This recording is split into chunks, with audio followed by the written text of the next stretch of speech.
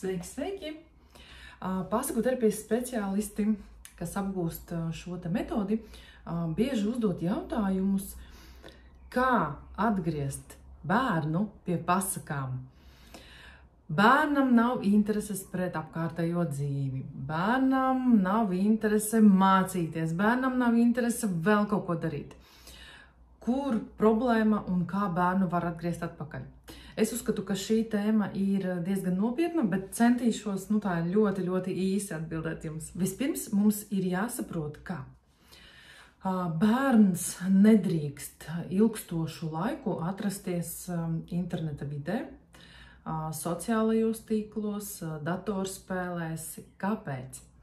Jo tur viss ir izveidots tā, ka bērns saņem diezgan daudz dopamīna, adrenalīna, viņam ir emocijas, bildītes, viss tur skrien ātri, arī tās pašas mūsdienu multfilmas, kur tu nepaspēji saprast, kas tur bija pirmajā bildītē, jau jau tās bildes nomainījās, jau 15 bilžu pagāja.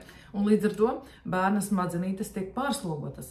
Tad jādozē šīs informācijas lauks, jo sanāk tā, kad bērns tur paskatās, kas notiek sociālais tīklos, TikTokā, viņš paskatās, kas notiek datorspēlēs, tur ir interesanti, tur ir emocijas, tur viss ir forši.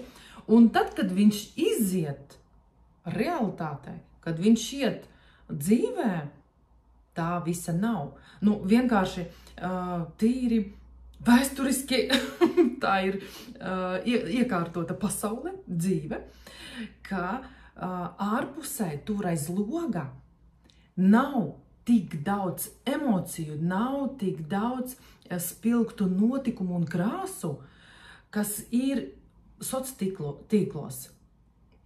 Un mūsu dzīve patiesībā ir daudz mierīgāka, daudz vienkāršāka nekā tajās datorspēlēs, multfilmās, sociālajos tīklos. Un kas tad notiek? Bērns paskatās, tur ir garlaicīgi, man nepatīk, mamma ejam mājās, pie ciemiņiem nē, uz dzimšanas dienu nē, garlaicīgi, viss apnīk. Notiek depresija, atnāk tie depresīvie stāvokļi, neapmierinātība, bērns ir sakaitināts, viņš ir satraukts, viņam vajag ātrāk uz mājām, ātrāk pie viņa mīļākās planšetes vai telefona vai datora. Un parasti es savām meitenēm saku, lai meitenes lasa mītus, piedāvā lasīt bērniem, it īpaši zēniem, jo zēniem patiesībā patīk varoņu darbi, varoņu piedzīvojumi un var sākt kaut vai ar šo. Bieži vien ir arī tādi bērni, viņiem ir grūti atcerēties stāstus, iemācīties no galvas dzejolīti, un viņiem nav pietiekoši attīstīta atmiņa. Bet turpretī, tad, kad ir kaut kāda darbība jāveic datorspēlē, tad viņi zina šo te klaviatūras kombināciju, viņi zina to valodu, un ātri norēģē.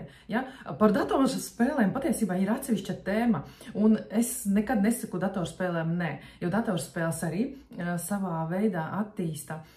Šeit laikam vairāk būs stāsts par sociālajiem tīkliem un visdrīzāk TikToks, kur ir īsie video, un bērns nespēja, arī pieaugušais cilvēks, viņš nespēja ieslēgt to kritisko domāšanu, vai ne? Un tas viens video aizlec, otrais, trešais, ceturtais, un atkal tā informācija, bet informācija paliek taču nevis atmiņā, galvā, mūsu smadzenēs. Un tā kā Černigovska ir teikusi, kuņģi mēs varam iztīrīt, savu organismu mēs varam iztīrīt, zarnas varam iztīrīt, asinis varam iztīrīt, bet smadzenes mēs iztīrīt nevaram. Tas, kas tur ir nokļuvis, tas tur paliek uz visiem laikiem, un to tu neizvilksi nekādīgi. Nav tādu līdzekļu, nav tādu zāļu, nav tādu preparātu, kas iztīrītu tavas smadzenes. Nav, vienkārši elementāri.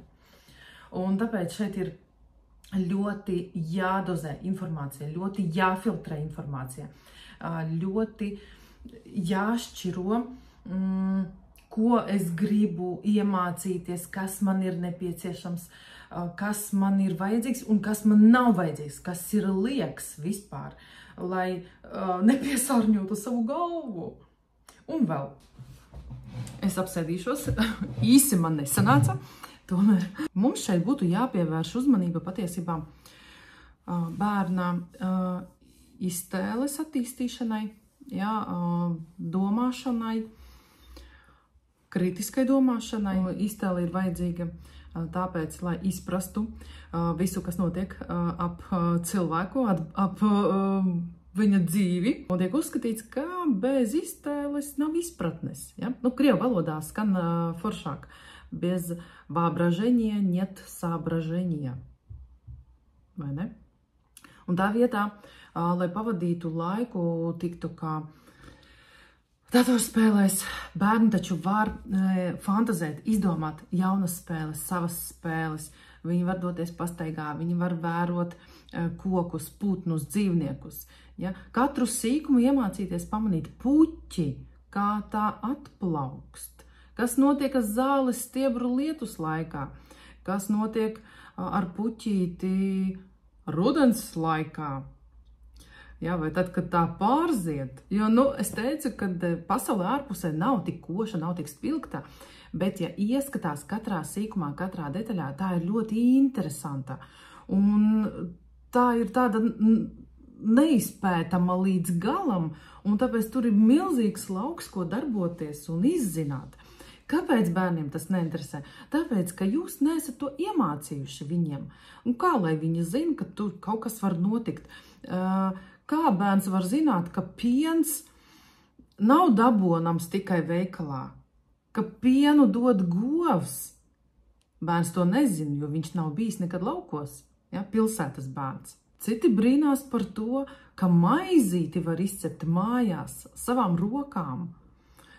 Jo liekas, ka viss, kas veikalā, tas ir tikai dabūnams veikalā. Japāņi skolās rāda saviem bērniem filmas, kā strādā viņu vecāki.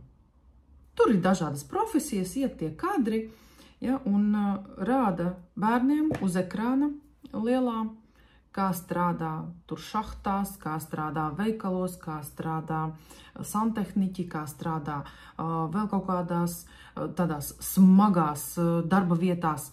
Un bērniem pilnīgi asaras bira, kad viņi skatījās, kā darbinieki, strādnieki paņēmuši kaut kādu tādu nelielu zupas trauku un ātrumā ēd to zupu, nošmulējušies, jā, jo laiks iet un jau jāskrien atpakaļ savā vietā.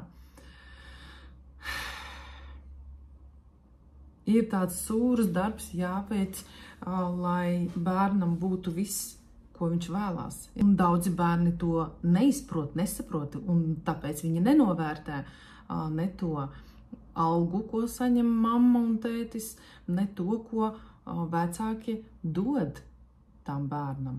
Mazliet aizšāvu, laikam pa kreisi.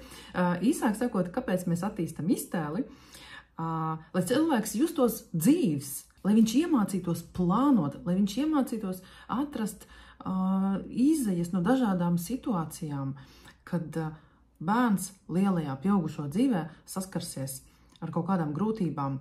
Viņam būs skaidrs, viens ceļš, otrs, trešais, ceturtais, es izvēlos šo un šo.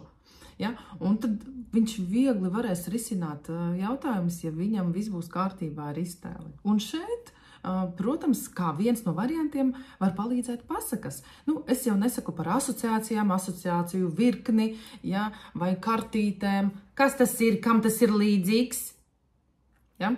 Vai nosauc vārdu vienu un tālāk par riņķiem sauc asociācijas. Piemēram, brīvlaiks. Nākamais vārds – vasara. Tālāk jūra, saule, vasarnīca. Ja? Tādā garā. Nestāstīšu jums arī par radošiem darbiem. Jūs jau arī to zinat, skolotāji. vecāki, ka jo vairāk darbojas ar rokām, jo vairāk trenējās atmiņa. Ja? Iztēle, koncentrācija, vispār kaut ko darīt, uzmanība, uzmanības noturība, zīmēšana, veidošana, krellīšu pīšana, aplicēšana, jebkas. Ja? Un šeit ir arī pasaku radīšana, pasaku sacerēšana. Un man arī bieži jautā, kā var sacerēt pasaku, no kā? Es saku, izej laukā, paskaties uz koku, paskaties uz zālīti, paskaties zem kājām, to akmentiņu pacel no ceļa.